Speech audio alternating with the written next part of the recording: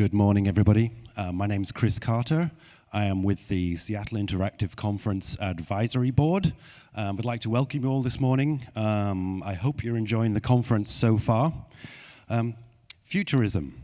It's something that I've always been very fascinated by and interested in, and ever since I was a kid.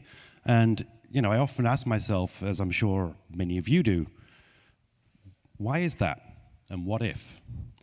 If you know anything about the history of the phone that you might be looking at right now, you'd know about the enormous barriers that were overcome to create that device. You know, if you think about the large backpacks that were batteries, if you think about the antennas that were the size of aircraft control towers, if you think about the small mortgage that it cost to actually get these things running, well, it's people like today's speaker who helped us to overcome those barriers by asking, what if? And, you know, that resulted in the devices that you see today. So it's possible. We just need to imagine it. And that's why I'm very thrilled to introduce Glen Hiemstra, who's here to talk about what happens when we manage to overcome barriers and look into a preferred future. Thank you, Chris. Thank you. Thank you very much. Thanks for coming out at this early morning session, at least by the standards of SIC, apparently. I heard the party was last night. I hope everybody went and that it was good. I'm going to ask you a very simple question. Actually, I'm going to ask you several questions as the morning goes along. And the question, the primary one that you see is on the screen. What is your image of the future? When you think of the future, whether you're thinking 5 years or 15 years or 50 years, whatever it might be, what kind of images and thoughts and pictures pop into your mind? And there's a second question that's related to that, which is, why is that an interesting or important question? Turns out it can be a very important question when you're thinking organizationally or when you're thinking of the future of a community, but it's also true if you're thinking about the future of yourself. Let me give you a couple of illustrations of what I'm talking about. The theme of this conference, or a theme of the conference this year, has been transparency. And it's, of course, a term that, for those of you in the industry, or in any industry actually, have been hearing a lot about, talking a lot about in the last couple of years. When we imagined what I could share with people this morning, we thought a little bit about whether I should talk about the future of transparency, but you will have heard a lot about that at the conference. So I'm just going to say a couple of things about it and then move beyond that to share with you some of my own images of the future and see what you think of them. But transparency is a demand on companies, and it's an expectation of companies. And in today's information and network environment, it's increasingly got a question mark after it. Like, what does it really mean to say that we're going to be transparent? Last week, in the Atlantic magazine, an author wrote a very interesting little article. It really caught my eye because I've been thinking a lot about this since the Snowden event and since the NSA, and sparked more thinking about where are we really going with this information society, a full-on network society. What does it really mean that we're all part of that now? And the writer's name is Bruce Schneier. It's the Atlantic, October 24th, The Battle for Power on the Internet.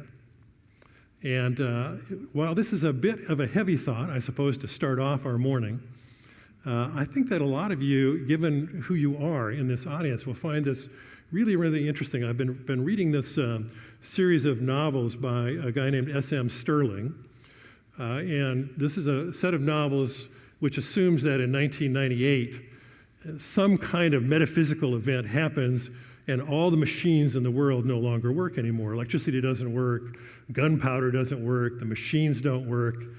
And it's really the story of how people survive. Since then, I'm reading the very last one in the series right now. What happens is, of course, it's a great collapse of society in many, many places because all of the machines that we're used to no longer work. And so societies sort of revert. And the most powerful society, it turns out, emerges in Portland, Oregon. And they adopt, because some of the survivors were all part of these sort of medieval fair societies. They adopt a medieval model, a feudal model for reorganizing society. And so they build castles, and everybody becomes either a lord or a count or a serf or a servant or whatever. So I'm kind of steeped in that kind of story at the moment. And so this particular article in The Atlantic really caught my eye even more so, and you'll discover why in just a moment. So Brish Schneier asked in this article, on the corporate side of the internet, power is consolidating, a result of two current trends in computing. First, the rise of cloud computing means that we no longer have control over our data. Now, I've been around long enough to remember when the PC revolution began. And the whole idea was suddenly we wouldn't be giving up control of any of our stuff to anybody else. We would be the only ones who had it. We would be the only ones who had access to it. It would exist only in our own machines. And yes, we would have to buy some software to run those machines, but nobody else could see what we had on our own machines. This was just previous to the beginnings of what we now think of the internet. First, the rise of cloud computing means that we no longer have control of our data. Our email, photos, calendars, address books, messages, and documents are on servers belonging to, as we all know, Google, Apple, Microsoft, Facebook, and so on. The second is that we increasingly access our data using devices that we have much less control over. iPhones, iPads, Android phones, Kindles, Chromebooks, and so on. Unlike traditional operating systems, those devices are controlled much more tightly by the vendors, even, as we all know, even directly by the vendors, doing automatic updates and testing what we have in our computers, and so on. And those are two relatively new kinds of developments, he says. So what does it all mean? I have previously, he writes, characterized this model of computing as feudal. Users pledge their allegiance to more powerful companies who, in turn, promise to protect them from both sysadmin duties and security threats. It's a metaphor that's rich in history and in fiction, and a model that's increasingly permeating computing today. Does that make sense? Medieval feudalism was a hierarchical political system with obligations in both directions. Lords offered protection, and vassals offered service. The lord-peasant relationship was similar, with an even greater power differential. It was a response to a dangerous world. Feudal society consolidates power in the hands of the few. Internet companies, like lords before them, act in their own self-interest. They use their relationships with us to increase their profits, sometimes at our expense. They act arbitrarily. They make mistakes. They're deliberately and incidentally changing social norms. Medieval feudalism gave the lords vast powers over the landless peasants. We're seeing the same thing on the internet. And then he goes on in the article to ask, are we going to continue this kind of a model? Are we going to put up with it? And his answer is yes, we actually probably are. Because the trade-off for the rest of us appears to be worth the bargain that we're signing up for. This freedom from having to worry about updates and about dangers and so on, and all of the vast power that it actually gives us. He mentions also, of course, that governments in the last couple of years especially have figured out how to use the internet as their friend instead of as a threat to themselves, and are increasingly taking control of what's happening on the internet. And that's an interesting phenomenon that is kind of unexpected.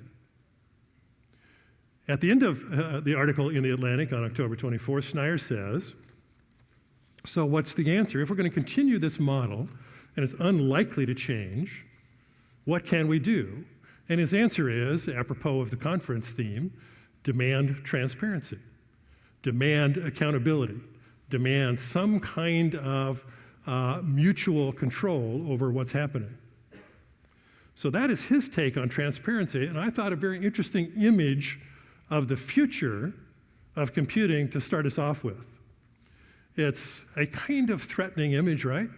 It's kind of intriguing on the other hand, but it clearly is an image, even an unconscious one, which is shaping the future of the internet at this moment. Now, why is the question, what is your image of the future, important? And it's important because the future creates the present. This is a very simple concept. Everybody knows that we make decisions and that creates the future. Everybody knows that people made decisions in the past and that created our present world. This is the flip side of that coin, and it's an interesting concept. It really is, in many ways, the simple concept of a self-fulfilling prophecy. If you've ever watched the Olympics, and I know that everybody has, either the Winter or Summer Olympics, you've seen an athlete in an individual event, let's say a high dive event, or perhaps in the Winter Olympics, a freestyle skiing event or snowboard event. The athlete stands at the top of the hill or the top of the diving board, and the camera zooms in, right? And what do you see happening just before this athlete takes off on their run or starts their dive? What you see is the athlete typically with their eyes closed and their body is moving kind of subtly. And what they're doing is trying to create a self-fulfilling prophecy, an image of the future that's going to influence actually their actual muscular activity, which in fact it does. There's lots of research that says that in fact that will do that. Well, the same thing is true, as I said, for organizations or for societies or for us as individuals. Our images of the future, whether you think about them very deliberately or not, exert an influence over what you are choosing to do.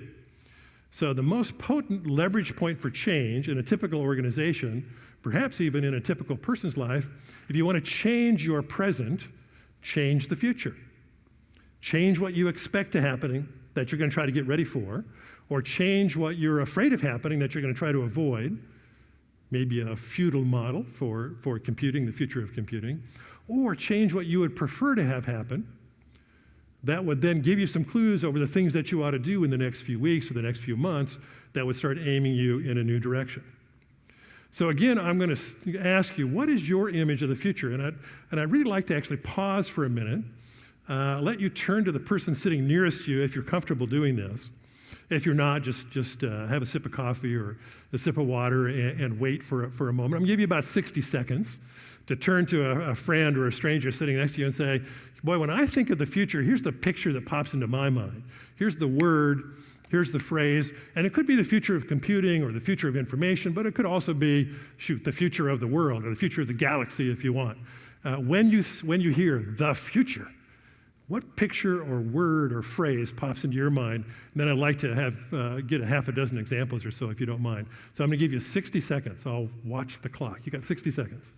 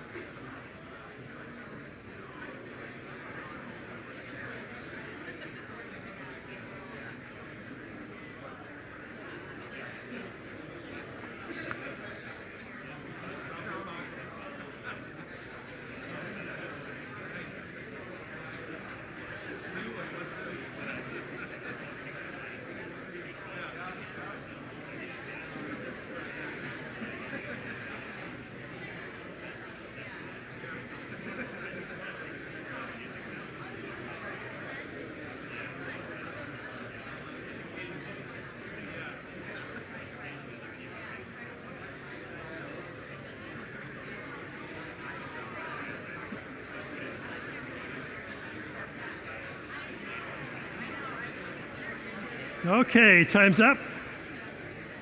That's 60 seconds. We've got a lot to say. Okay, now if you'll raise your hand, you can raise your hand really high and say, okay, Sally sitting next to me had a really good image. She should tell you what it is. But I'd like to get a half a dozen examples. What's a good image? Self-driving cars. Self-driving cars. What's another one? Telepathy. Computer telepathy. Computed or computer telepathy? Computed telepathy. That's very intriguing. 3D printing. 3D printing. Cyborgs, yeah, some kind of, let's call it augmented human reality. There's a new television show being advertised that debuts this coming weekend, which is sort of on that theme, I think. A couple more. Global warming. Isolation. Isolation. More, what was that? Warp drive and zombies. Okay. Well, we just don't know if the zombies are going to be ourselves. Okay. Well, those are some really interesting images. Now, when it comes to an organization, I presume most of you, probably not all of you, some of you are probably independent actors here, but those of you who work for smaller or medium or larger companies know that in the company, there's probably some kind of a conscious, but often some kind of an unconscious image of what the future is supposed to look like. And that is exerting an influence over the choices that are being made in the organization. If you want to change the choices, change the future. So let's look at some future images that really come from my own sort of bank of ideas. I want to start with this one. It actually came up in one of your images. This is an image of a current future, or a current technology, which I think captures really a lot of where technology is headed.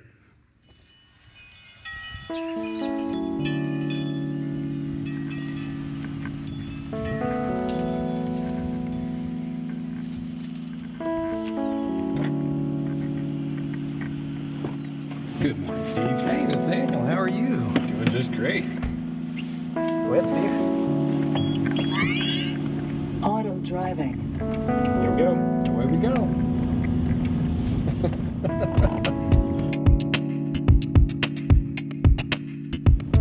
Look, Ma, no hands. No hands anywhere. No hands, no feet. No hands, no feet, no nothing. I love it. So we're here at the stop sign. Yep. Car's using the radars and laser to check and make sure there's nothing coming either way. I find myself looking. Old habits die hard, man. They don't die. Hey, anybody up for a taco? Yeah. What do you want to do today, Steve? I'm all for Taco Bell myself.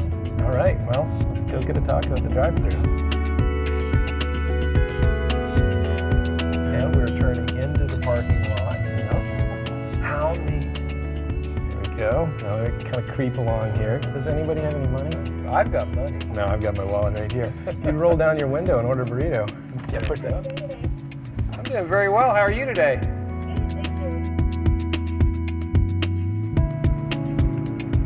This is some of the best driving I've ever done.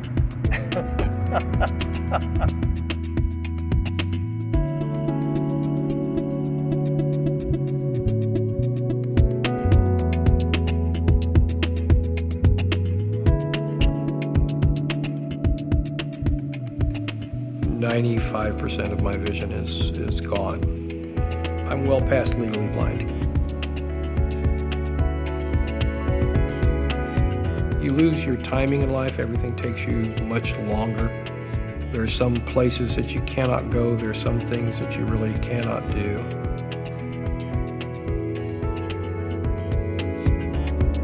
Where this would change my life is to give me the independence and the flexibility to go the places I both want to go and need to go when I need to do those things.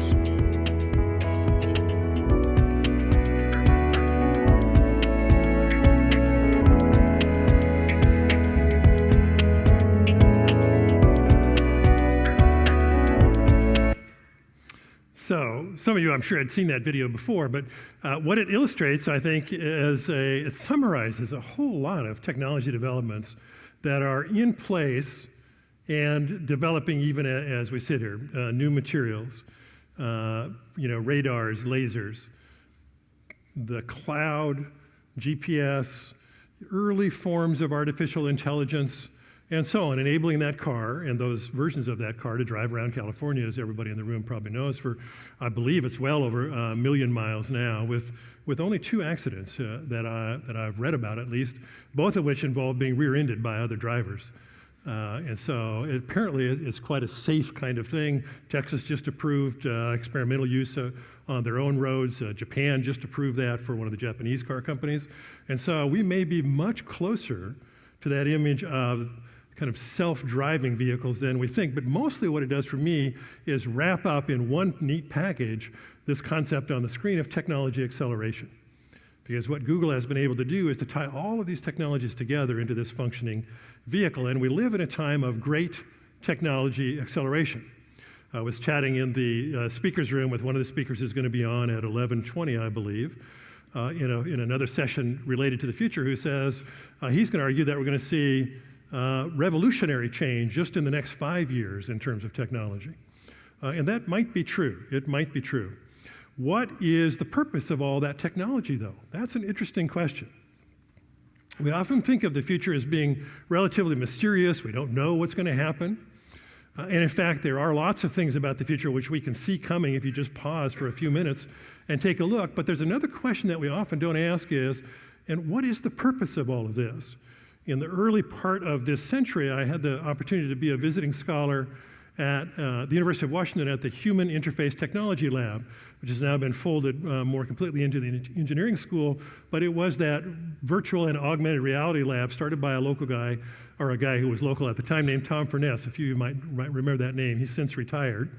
And Tom had invented the virtual cockpit for the Air Force, and then he invented the virtual retinal display, which was one of the early versions of being able to paint a computerized image onto your eyeball using glasses, kind of like the Google Glass. And I remember very clearly a day that he got up in front of a users group conference that we were having, probably in 2002 or 3 or so.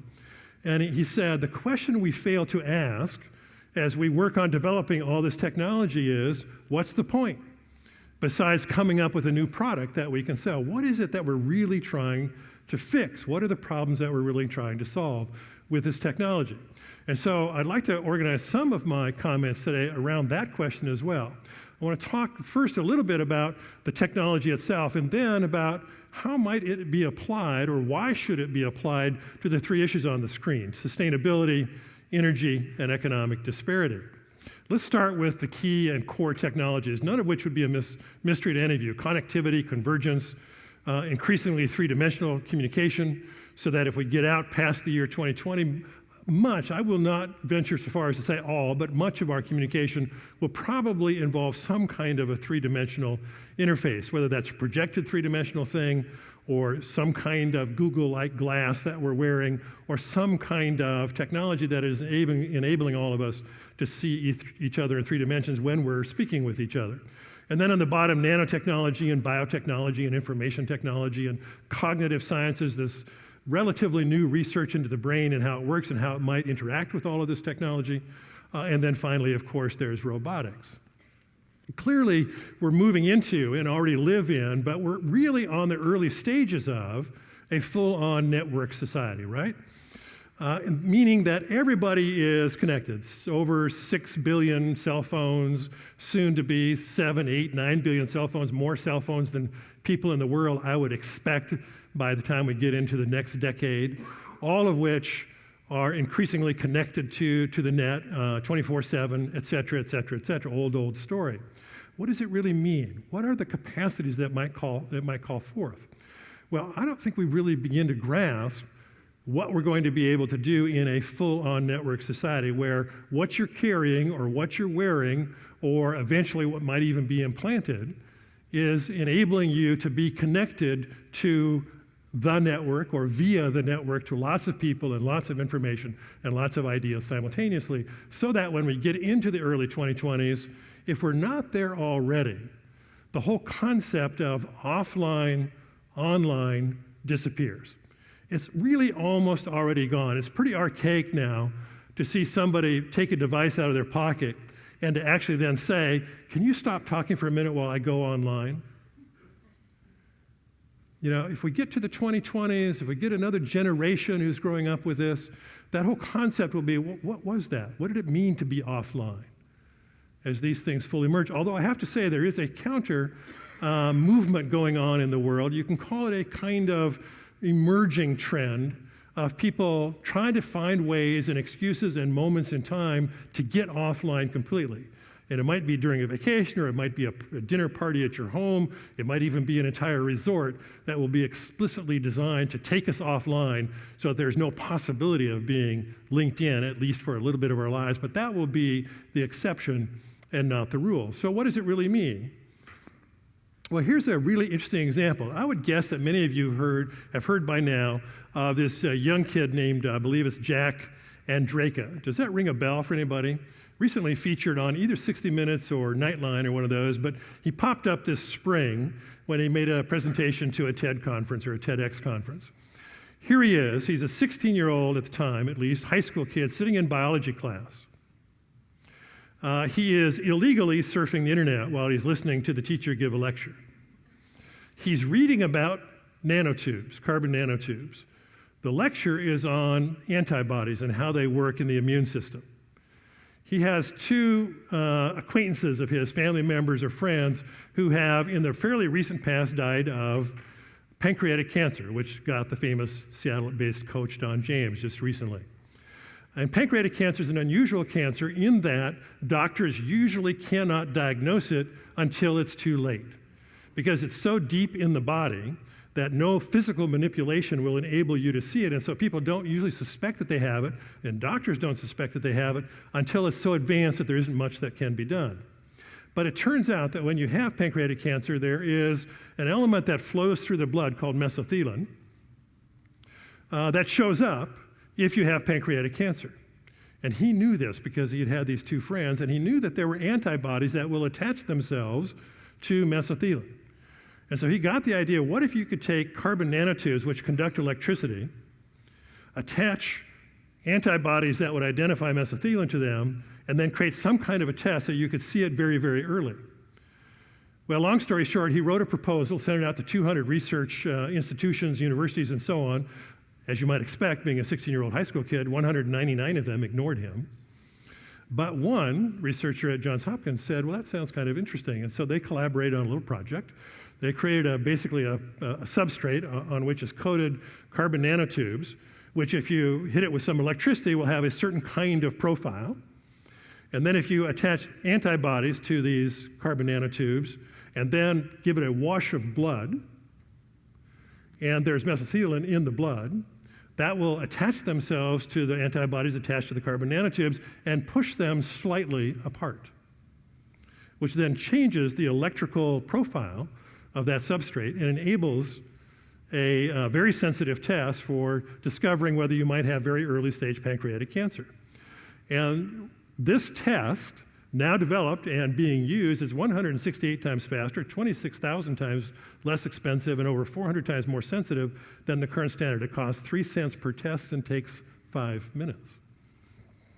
This is what's going to come from a full-on network society where all kinds of people have access to all kinds of information and are making connections, and then making connections with people, making connections in their mind first about what if, and what if this works, and what if that works, and what if we tried that, and then making connections with each other.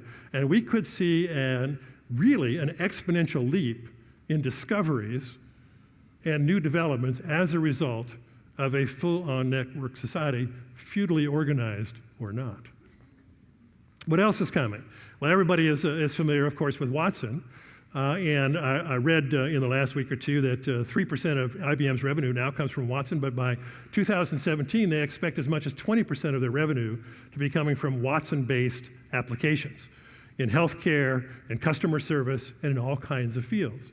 And if you've ever watched the old Jeopardy program, which I did actually when Watson was on it, originally, it's pretty impressive to watch a machine think that much more quickly than the average human being, and then to imagine those machines developed further and then applied in real settings. Michio Kaku, the famous physicist who does a lot of popularizing of physics these days, wrote a book, As the Century Turned. So he was making a prediction for the year 2021 when he wrote this. In the next 20 years, PCs will be replaced by millions of tiny intelligent systems embedded in our clothes, jewelry, cars, furniture, and walls. They'll recognize voice commands and carry out simple wishes. They'll cost less than a penny, less than a scrap of paper. So companies which don't put chips or intelligence into all their products will be at a severe disadvantage. And so that was an early precursor. We're halfway there, a little over halfway there. We'll see if it really is true when we get to the year 2021, as Kaku was expecting. But the build out of the Internet of Things is underway. Not a new term for anybody in the room. Because we think of the internet as you and me being connected, but of course, it's the Google car connected to the internet and driving itself because it can be connected to the network. And all the machines and all the intelligence embedded into that Google car connected to each other and to all the other machines on the internet that enables that whole system to work. And we underestimate the power of that and the number and degree of connections that are there. And that's a thing to watch because it's going to develop or enable us to develop more game changers. One of your images of the future was 3D printing. Now, I am personally very curious how soon we might reach the day when 3D printing goes beyond being able to print relatively rudimentary, typically plastic doodads and gewgaws and a few functional things or little test items and so on. There are lots of people in the field who expect it to be able to develop entire parts, vehicles, entire houses, entire buildings. And of course, the space program is very interested in 3D printing for developing both habitats in space and habitats on other bodies in space as well. But I think that if it pans out, as people predict or expect 3D printing to go, it could be a game changer that changes manufacturing as we've known it to some degree. Here's another game changer that is floating around out there. This is a photo of the first Bitcoin ATM in Vancouver, BC that launched yesterday. The world's first Bitcoin ATM. Now, it turns out our son, David, went up and shot this photo for Wired day before yesterday as they were setting it up. It's in a coffee shop in Vancouver. So that's how I learned about this development. It's being set up in Vancouver, BC because the Canadian regulatory issues are a little less onerous than they are here in the States. What you can do with this machine is you can put 3,000 Canadian dollars in it and get $3,000 worth of Bitcoin credit, or you can enter $3,000 worth of Bitcoin credit and get 3,000 Canadian dollars out of the machine, which is a pretty interesting development. Now, in order to do that, you have to interact with a palm print, which they're going to do as a way of trying to guard against it becoming a tool for laundering cross-border drug money, which is kind of interesting. But to me, I've been curious about, will internet currencies really catch on? Will they really become a big thing, as we've been told for the last 6 to 12 months that they probably will be? This looks like a pretty good early indicator that we might see something real here. What else? Every internet device is a publishing tool. When the internet began, when futurist.com, our website, was first set up in the early 1990s, the internet was really thought of as one giant library, a place where everybody would go to read things and to watch things and to see things. But what turned out to be true is that everybody wants to be a publisher. Everybody has something to say. And once on the internet, information lasts forever. And public access to information includes customers, employees, and the boss. And so we have more and more issues about what is it that we actually put up on the internet, because trends are built and can be destroyed increasingly outside, or brands, are built and can be destroyed increasingly outside of our control. And there are many, many stories about this, the most famous one, of course, being United broke my guitar, and most of us in the room have seen that wonderful video of the musician on the United airplane who watches his guitar being tossed through the air and therefore broken, and United refuses to give him his money back, and he has this long dialogue with United over many, many months, and finally he produces a video which gets millions and millions and millions of worldwide hits, and now he's a speaking consultant all around the world on better customer service. As a result of that. But it's an example of an individual person, because of the amplifying power of the internet, being able to take over a brand and create a brand image outside of the control of the typical marketing company or the typical organization. And this kind of activity is, of course, especially true of those of you in the room who are digital natives. Now, I was curious when I came to the SIC conference how many in the room would in fact be digital natives and how many of us in the room would be digital immigrants. So I'm going to ask us to do, those of you who are digital natives will get a little exercise here. If you were born after 1980, would you mind standing up and then look around the room? If you're born after 1980. So looking at the room, we have about half the room who are digital natives. Thank you very much. It's a term that I'm sure that most of you have heard by now. And half the room are digital immigrants, which simply means, quite obviously, that those who stood are the first generation to grow up after personal computers were invented and in common use, starting in about 1980. Apple had been around for a little bit, Handy Radio Shack, and so on, but IBM PC began in 1981, et cetera, et cetera.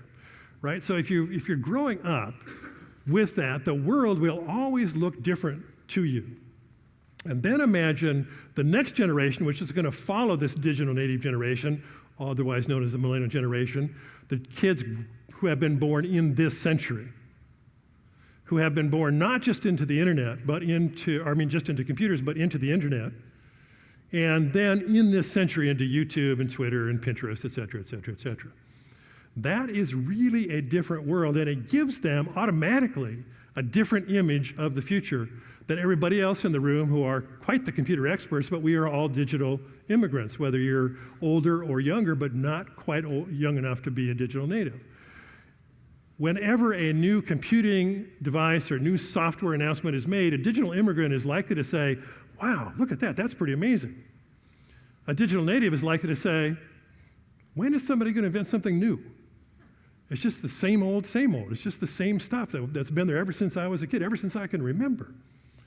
That's where we're headed, because they are people of the screen, and they will not and do not accept old limitations. And whether that's old limitations on how the customer and buying and selling relationship works, or whether it's how invention works or how the office is organized and so on, a digital native is much more likely to walk into your office, large or small, as in fact happened to me, and look around the room and say, why is everything in here so backwards? Why is your stuff so out of date? You know, you're the futurist. How come you're not up to date? But it took a digital native to really notice that, to see that, because it's always been there for them. What is that going to mean? One of the things that it means in the workplace, according to a study that was published this month by Cornerstone On Demand, one of those HR kind of back office and support companies, is the phenomenon that you've also become familiar with called bring your own device.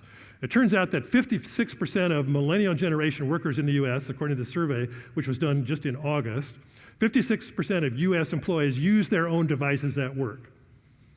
Mostly they use their smartphones, but they also use iPads or, in a few cases, laptop computers. And they would like to use those devices exclusively at work if the policies and procedures could be figured out to enable them to do that. Only 39%, but that's a fairly high number of those who are older than digital natives, older than the millennial generation, are using their own devices at work. But that's still, as I said, a fairly high number. And it turns out in the same survey, only 43% of US companies at this point, as of yet, have a policy in place about the use of your own devices at work. Is it allowed? Is it not allowed? Can you do it? What can you access? What on the company internet can you access, et cetera, et cetera, et cetera.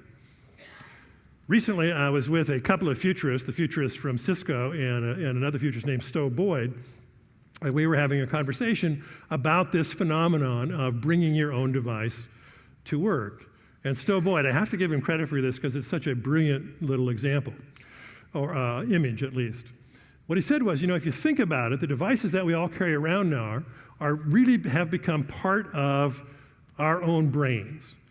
Whenever we have an issue, a problem, a question, a connection that we need to make, we of course are, tap into the device, and they have become an extension of who we are. And therefore, he said, when people are saying, I'd like to use my own device at work, what they're really saying is, I'd like to bring my own brain to work. And he said, and that's what companies really need to get ready for. As we move generationally through and then technologically through generation after generation, people will be more and more inclined to say, I just want to be able to use my own stuff. And that's going to take some really clever invention and policy thought on the part of everybody in the room. There are still a couple of other phenomena that are happening in the technology world as a result of this technology acceleration. That's the emergence of gamification. Some of you here I know are involved heavily in that, but gamification is especially related to training and development in organizations, but also to human resource management and so on. And then there is the beginnings of the end of mass-vertising. As advertising becomes obviously more and more targeted to us, even if it's on a big screen, the biggest screen that we have at home, that advertising may still be more directed at me and those of us in the household than it is an advertisement that everybody in the world is watching at the same time as the back end becomes smarter and smarter. Who will this mass advertising be aimed at besides the millennials? Well, it is important to keep in mind that there are some other generations out there. Primarily, especially, I like to mention the baby boomer generation because it is so large and it is aging. Everybody in the room knows about the aging of the U.S. population. I don't know where you all live. I presume many of you are from the Puget Sound area. If you're from the state of Washington and you're walking down the streets in Seattle, about 1 out of every 10 people you see should be over the age of 65, because we're about 12% in the state who are over the age of 65. The U.S. Census Bureau says that in the early 2020s, we will have shifted from that world to a world in which the U.S. has 37 Floridas. And what that will mean is when you're walking down the streets, and it could even be true when you're walking down the corridor at your office, 1 out of every 5 people you see will be over the age of 65. That's the world we're headed to. It already exists in Florida. If you want to see the future, go to Florida and look around. And you actually do get some clues about what the future is going to look like. How do you organize a society? What kind of software? What kinds of tools, what kinds of machines are required in a society where a fifth or even a fourth in some areas of the population are over the age of 65 and yet want to be connected in just like everybody else? What does that really mean? And it has a lot of implications. The other one that I think is generally not thought of a lot about deliberately within the larger technology community is the emergence of a much more diverse population. We're all aware that it's happening. We're all aware of how dynamic and significant it is, but we may not really have clued into the numbers. And if you look around this room, you can ask, where is everybody else? Just look around this room or look in any management room or any board room and ask, where is everybody? Why do we all look pretty much the same with some exceptions, but not nearly so much as should exist given the profile of the population? After the 2012 election, the Pew Foundation got very interested in why did the Latino population vote so heavily Democratic, i.e. for President Obama? And what does that portend for the future if that did not change? So they produced a very quick study. It came out in December of last year. This is what they found. The median age of native-born Latinos in the U.S. is 18. The median age for all Latinos is 27 versus 42 for non-Hispanic whites in the U.S. population.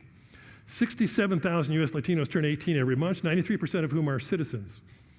40% of U.S. population growth from now to 2030 will be Hispanic, and 77% of that growth will be minorities all put together, leading the Census Bureau to say by about 2040, we flip in this country from a majority Caucasian population to a majority minority population, those who have formerly been classified as minorities.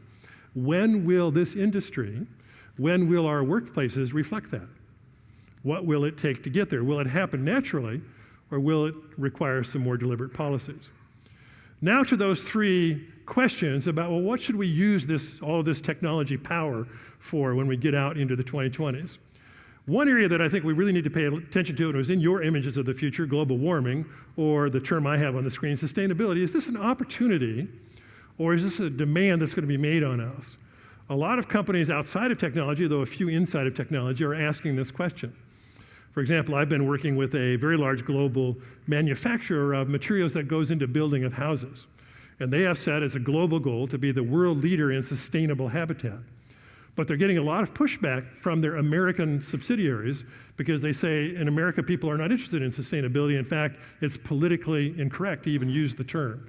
It's too dangerous to put out a product that's called sustainable or that responds in any way to climate change or global warming. So is it an opportunity or a demand? What we need to watch for are how significant is sustainability going to be as we move into the future. My sense is it's going to become increasingly important, and very few decisions will be made without taking sustainability into account. That is, organizational decisions. Should we build this or not build it? Should we do this or not do this? Should we ship this product in a package or not in a package? Et cetera, et cetera, et cetera. We'll have sustainability as part of the conversation. If you want to pay a little bit of attention to it, watch for this canary in the coal mine. This is really a fun one if this topic interests you. There is a website of the Snow and Ice Data Center. Just search Snow and Ice Data Center. It exists in Colorado, in Boulder, I believe. It is that federal office that collects all those composite pictures and creates these maps of the Arctic and of the Antarctic and of Greenland and so on, and tells us how much snow and ice is there on the planet.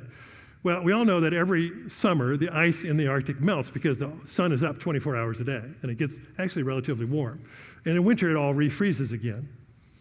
Now, for many thousands of years, it stayed frozen all summer, although the ice would thin a little bit. But increasingly in the last 20 years, the ice has melted out to some degree in the summer. This was the peak meltout moment in the year 2012. This year, there was a little bit more ice than there was in 2012, but it fluctuates a little bit while overall going down each summer. And what you notice is the kind of orangish line is the average amount of ice left at that moment in the middle of September since the late 1970s versus what was actually there in 2012. You could take a kayak and sail around the North Pole if you wanted to, leading scientists to ask, when will the Arctic become completely ice-free? Could it happen as soon as the 2020s, or will it be the 2040s, or a little bit later? Why is that important? Because the amount of ice, it turns out, has an impact on the jet stream. And the lack of ice is apparently beginning to have an effect on the jet stream such that it parks in place and moves into areas that it did not in the history of modern civilization. So you get longer droughts, longer storms, and more powerful storms as a result of this movement of the jet stream. That's the hypothesis. And if you want to watch that canary in the coal mine, pay attention to the Snow and Ice Data Center. What it means going forward is that increasingly we'll be asking questions about how can we make our systems more resilient, whether it's a transportation system or a building or a city. How can we make them more resilient so they can survive more dramatic weather events and more dramatic climate events? We'll also be asking the second area that I wanted to mention is energy. If you want to ask what is the greatest business opportunity of the next 40 years, I think it's still in energy reinvention, despite what is happening right now with so-called fracked oil and gas, which for a lot of people think is taking the pressure off any need to think about renewable or alternative forms of energy. But be careful of that and pay attention to what happens over the next decade, because that phenomenon is going to fade over about a 10-year period for a lot of reasons that I won't get into. But there are tremendous opportunities on the software side, on the application side, and requirements if we're going to move into a different energy future. This is a summary from Richard Sokolow and Amory Lovins of opportunities out to the year 2050. Sustainable electricity for everybody in the world by 2030. Shift 2 billion cars from 30 miles a gallon to 120 miles a gallon by 2050. Decrease driving for 2 billion cars in half, which we're actually beginning to do right here in the Seattle area.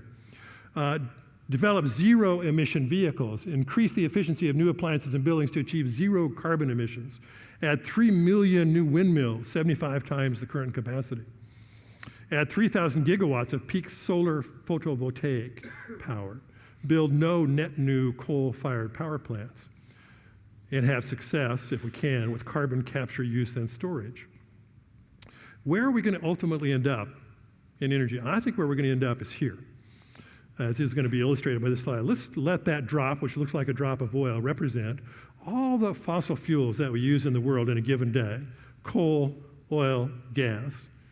It's kind of strange to think about this fact, but our society, everything you and I take for granted, the ability to operate this conference center, the ability to run the cameras, and run the lights and everything, pretty much depends on our ability to locate dead plants and animals, dig them up, and light them on fire. That's what our entire industrial and post-industrial society is based on: finding old dead plants and animals, digging them up, putting them in some kind of device, and lighting it on fire. And that's how we run the world. Don't you think that some future civilization will look back at us and say, was that the only choice they had? When we're surrounded by this tremendous energy source called the sun, in which 10 seconds of sun equals 1 day of all humanity's energy use. Every 10 seconds. Take all the fossil fuels that are burning right now for a full day, and every 10 seconds enough energy hits us from the sun to replace all of that. Which is why I'm convinced that as we go forward, increasingly we'll concentrate on figuring out how can we enable that to happen. One of the things it's going to take is really smart software and really smart systems. Did you know that if in your neighborhood, on your street, 3 people bought an electric car, and a high-capacity charger, installed that in their garages, and then all came home at the same time and all plugged in at the same time, it's very likely the transformer at the end of the street will blow up. In order to move to a fully electrified, for example, transportation system, there's a whole lot of work that has to happen with data and with systems to build what's called the smart grid. The final thing that I want to mention is, in fact, I think the most challenging. It's a very interesting one. What is the road that we're really on economically, and what does that have to do with those of us who are in software or in this technology business?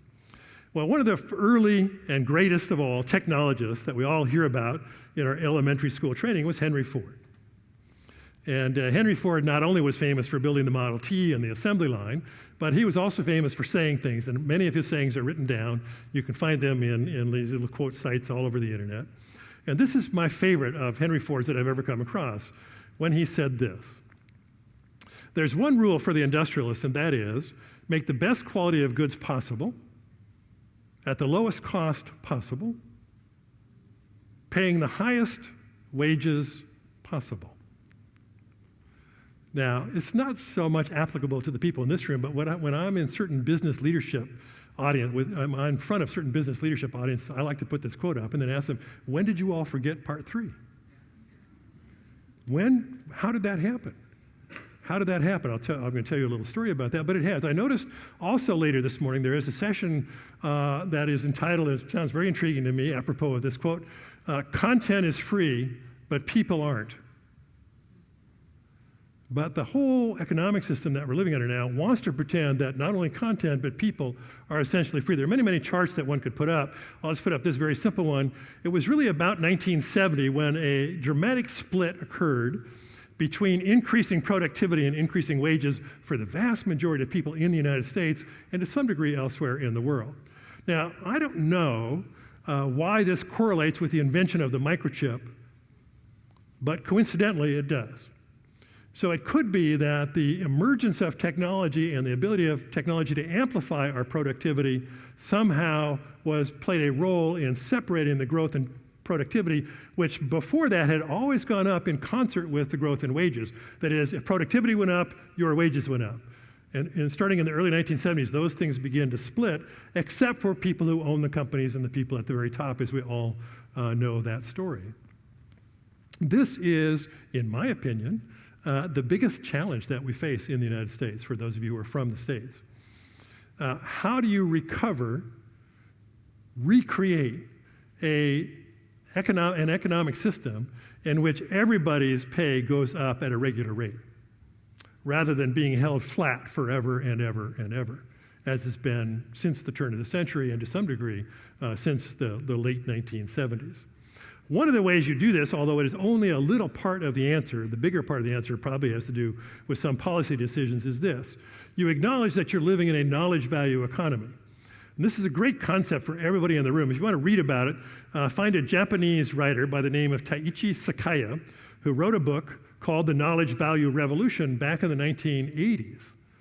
The best business book that I ever read. I reread it 2 years ago, and it's still the best business book that I've read, particularly if you're in the technology or information or application or software world. Because what Taiichi Sakaya said is that historically, the value of a product or a service depended on primarily 2 things: the cost of the materials that went into the product and the cost of the labor that produced it. And if it's a service, it's primarily the labor, right? But increasingly, he said, the world would be shifting such that the value of any product or any service would depend primarily on the amount of and the quality of the information in the product or service. So that all things being equal, you will choose a product or service which is smarter than another one. And there's no better example than the cell phone. You walk into a cell phone store, you're in the market, money is not an object, or the prices are comparable enough that you're making the evaluation based on this criteria. Which of these phones is smarter? Which one was built by smarter people? Which one has smarter design built into it? Which one will enable me to access information more easily? Which one will make me smarter because I own it and I'm able to use it? And coincidentally, he also says in his book, which one will make me look smarter when I take it out of my pocket? That's part of knowledge value. Which one will others think make me look smarter because I'm wearing it or I own it or whatever? And an interesting phenomenon is happening right now, I think, which is that for about 5 years, this is the phone that made you look smarter when you took it out of your pocket. But among the millennial generation, it's a real challenge for Apple, it's no longer true. Now, when millennial generation see people take this phone out of their pocket, they think, that's my parents' phone. And they're moving on to another one, and that's going to be a really big challenge for Apple going forward. And there's whole advertising campaigns based around that, and so on. Here's the key. It's what a product or a service or a person knows that will really matter from now out into the 2020s. If your project here is building a product, or building a service, or building a site, or building a company, how smart can you make it, and how smart can you make it appear and be for your customers? That is, they will come to you if they perceive your product or your process is smarter than the person's next door. How can you build more intelligence into it? How can you make that intelligence more available to the customer? And how can you make yourself smarter going forward? What is your image of the future? That's the big question. My favorite technologist, my favorite thinker, my favorite creator in the world these days is the guy that I've had the pleasure to meet a couple of times, Elon Musk, who everybody in the room, I'm sure, knows of. And so I want to conclude with his images of the future because he tends to take us way beyond where most of us think. What's your image of the future?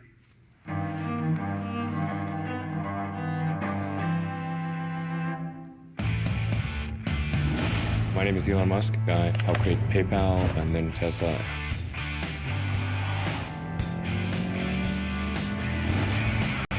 NASA turns to the private sector to resupply the International Space Station. I recently helped create SpaceX. The reason I got into space exploration was because it didn't seem to me that we've been making the progress that we should make, given the fact that we could get to the moon in 1969. In fact, it seemed like we were going backwards. 3, 2, 1, and liftoff of the SpaceX Falcon 9 rocket. I thought it was important that we ultimately be on a path towards creating a self-sustaining civilization on Mars. And NASA awarded us one of 3 contracts to upgrade our capability to human transport. What we're looking at here is a Dragon spacecraft pressure vessel. And I like working on engineering and design. Sales and finance, not really my forte. We intend to keep advancing space technology until it's possible for people to go to Mars. If I live, say, another 20 years at least, I think it'll probably happen.